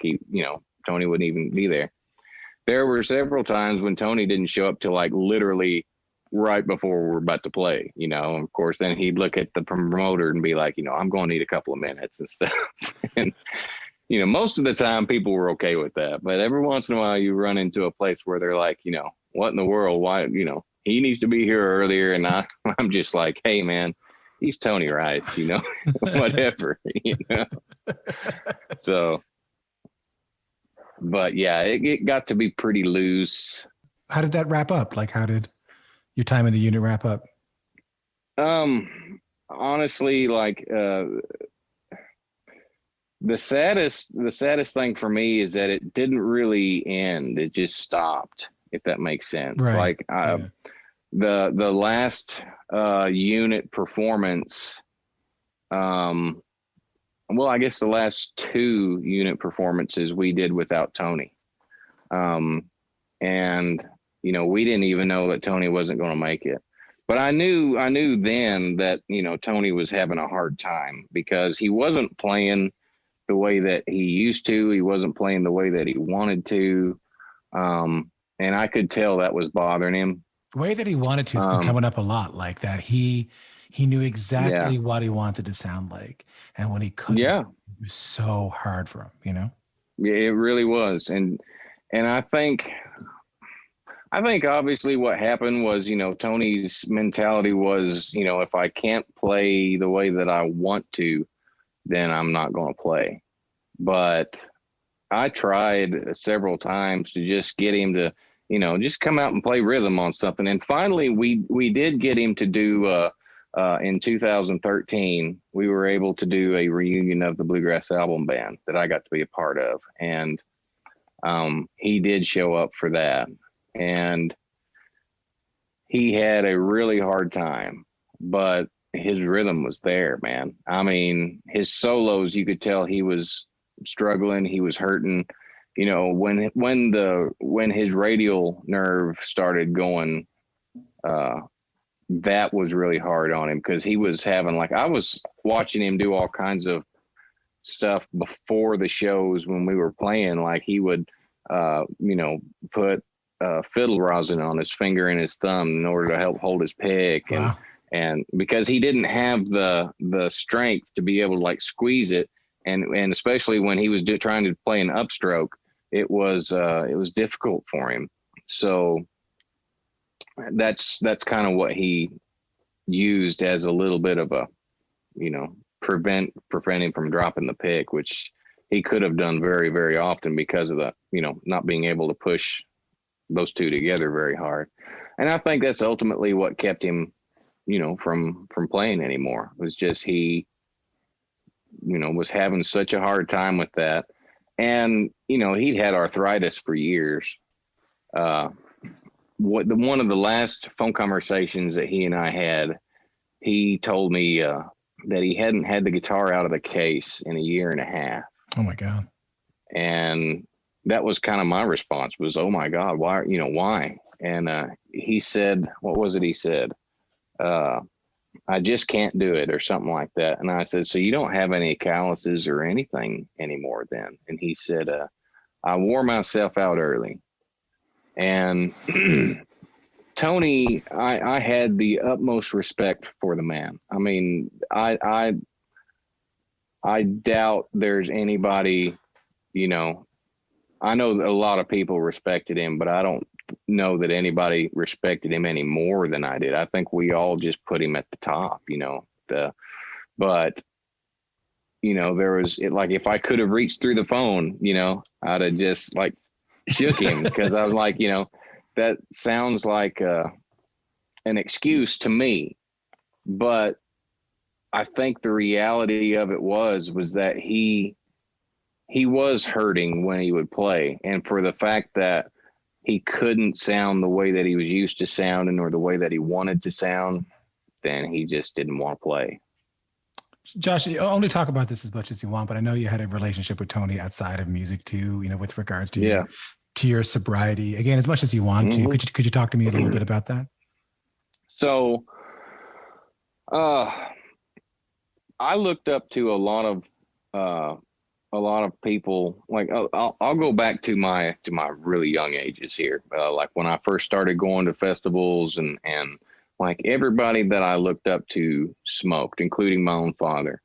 And that was just like every single person that I looked up to did that. And that was just something that I grew up thinking, they did that, I want to do that, And as I got older, I realized that, and my dad had warned me many times that he was afraid that I would have an addictive personality.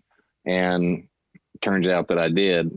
And when I got old enough, of course, I started, where everybody else starts, with a little bit of drinking, a little bit of pot, and then just went on from there, and by the time that I was playing with Tony, actually about 6 months into being in Tony's band, I got addicted to methamphetamines. And man, that became just a quick spiral downward for me. And, there's actually, you can find the shows too on YouTube, where, some of them I'm just almost as chiseled looking as Tony is, I've gotten down to probably being 6'4", I was probably 130 pounds. And, it was bad.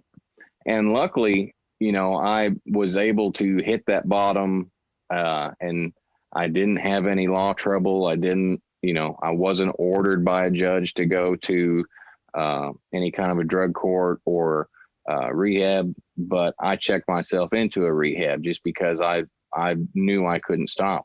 And it took me several years to reach that point. But when I finally did, that's when Tony started reaching out to me about his past. And, he had been sober since May 31st of 2001.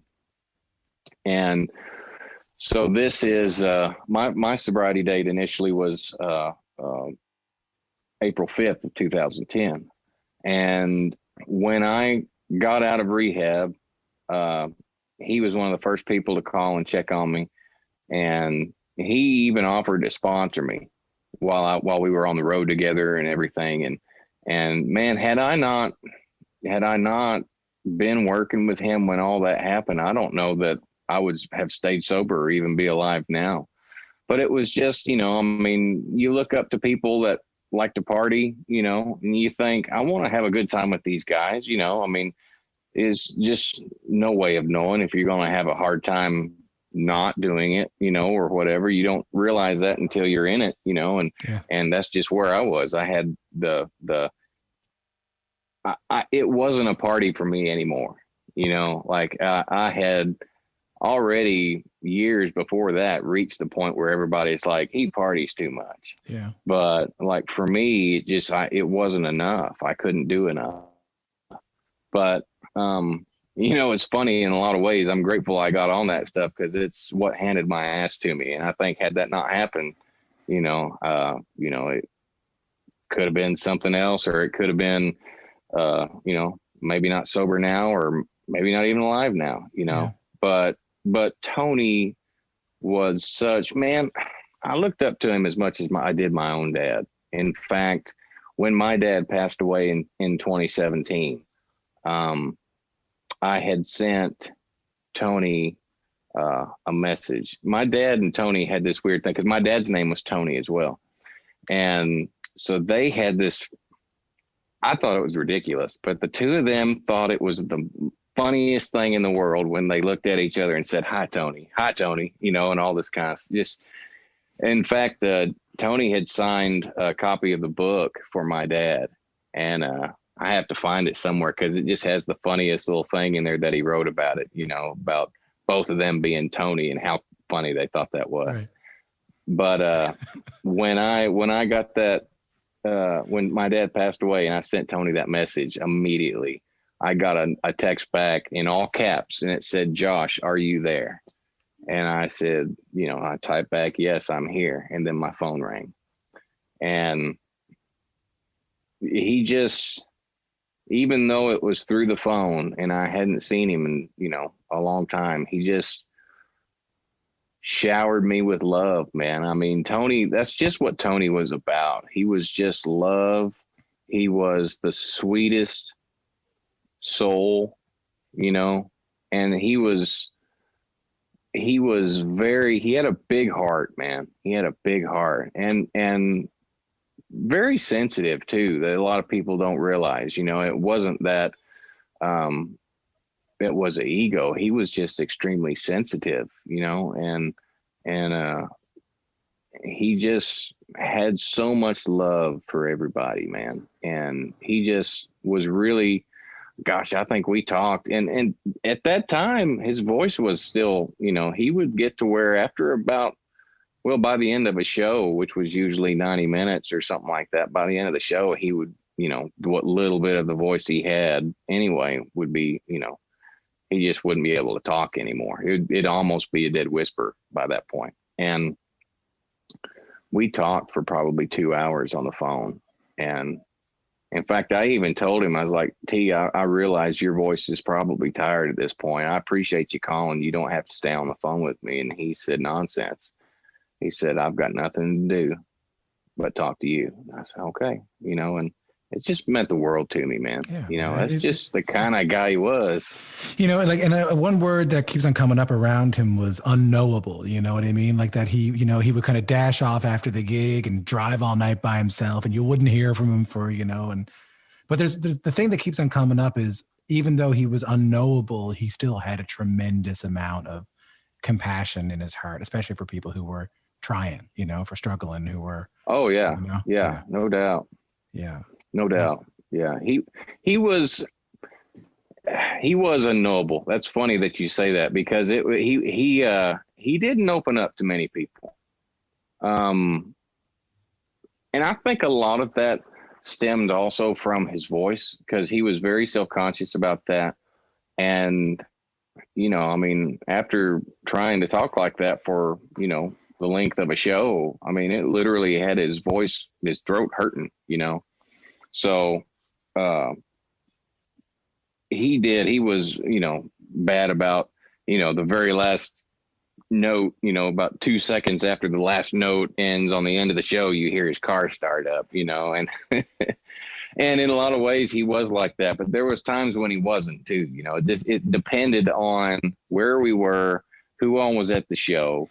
And there was times, man, that we were only supposed to play like 45, 55 minutes or something like that, 75 minutes. And dude, we would play for 2.5 hours sometimes, you know. It's just like some nights he just wanted to so bad he didn't want to stop. And then other nights he was just, you know, like, I just can't do it. It's hurting too bad or whatever, you know. So Well, no, go ahead. Well, let me ask you the kind of the three ending questions that I've been asking everybody on this thing. And first one is, what was he like? Oh man, he was so many different things. Like he was compassionate yet unknowable. You know, he was loving yet, you know, untangible, untouchable. He was, there was such a mystique about him. It was just a mysterious thing. And I think that contributed to part of his stardom, you know, especially there towards the end. It was like, you know, the man, the myth, you know, Tony Rice, you know, is he here? Is he not here? You know, but all in all, the Tony that I knew was love. He was just love.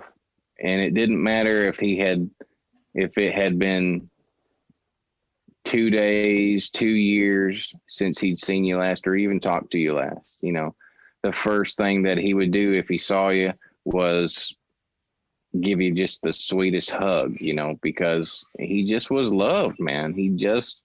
I don't really know how else to say it. You know, he was just love. What made his playing so special?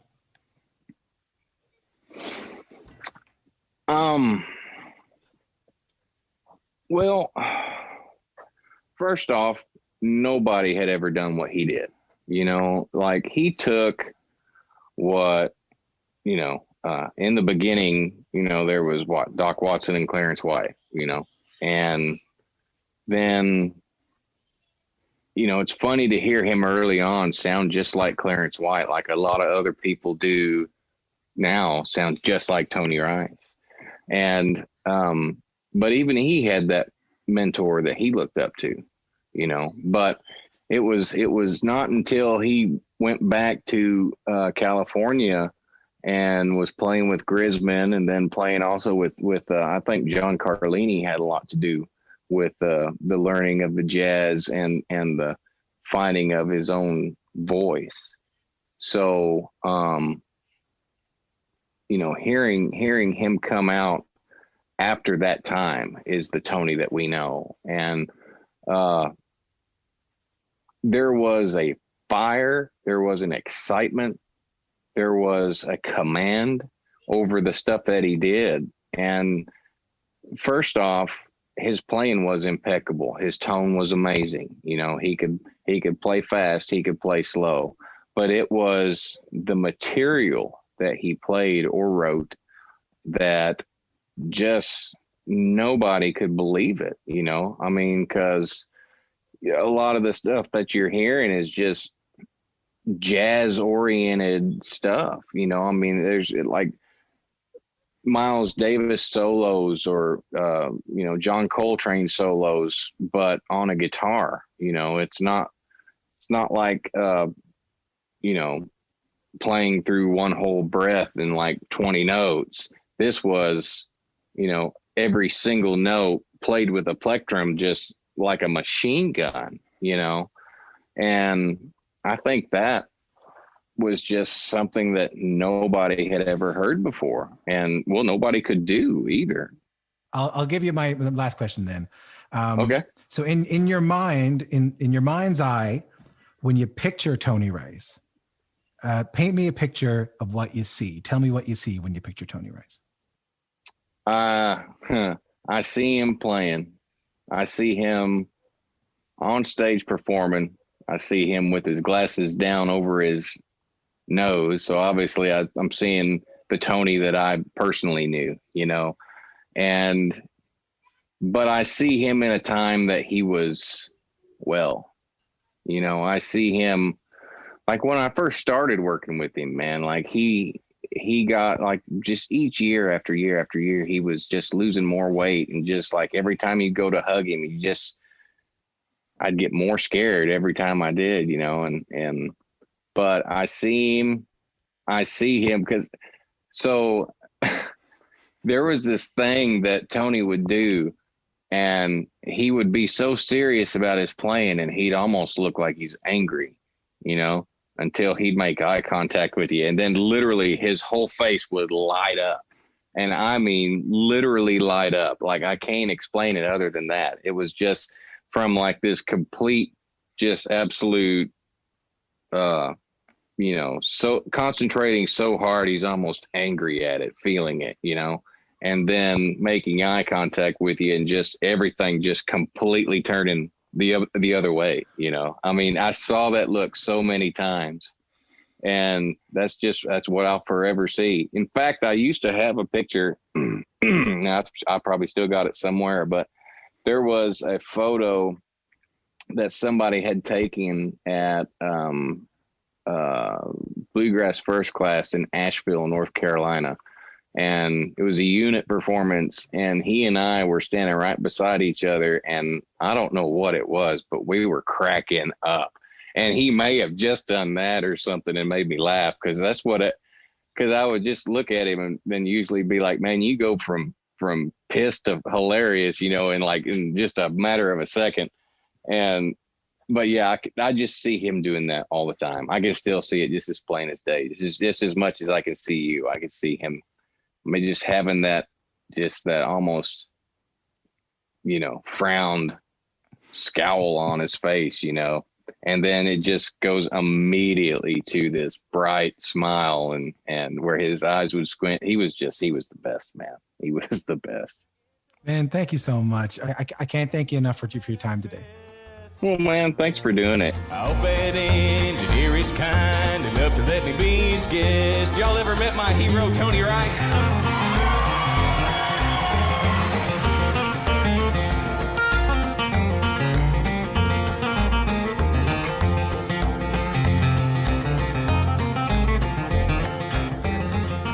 Well, thank you so much to Josh Williams for his time. Thanks so much to Josh Williams, especially for telling that story, a very personal story, off stage about what Tony Rice meant to him. I'm incredibly grateful for that, and grateful for your trust there, Josh. And thank you so much. And just thanks. Next week on the show, we're going to be talking to artists who were influenced by Tony Rice: Chris Thile, Chris Eldridge, Molly Tuttle, and Brian Sutton. Toy Heart is produced by Stephanie Coleman and me, Tom Power. Our executive producer is Amy Reitenauer Jacobs, with help as always from the entire BGS team, including producer Chris Jacobs, associate editor Justin Hiltner, managing editor Craig Shelburne, and all of the amazing writers and contributors that make BGS the best source for roots culture redefined. You can discover more at thebluegrasssituation.com. The show was mixed by Stephanie Coleman and Mike Laval.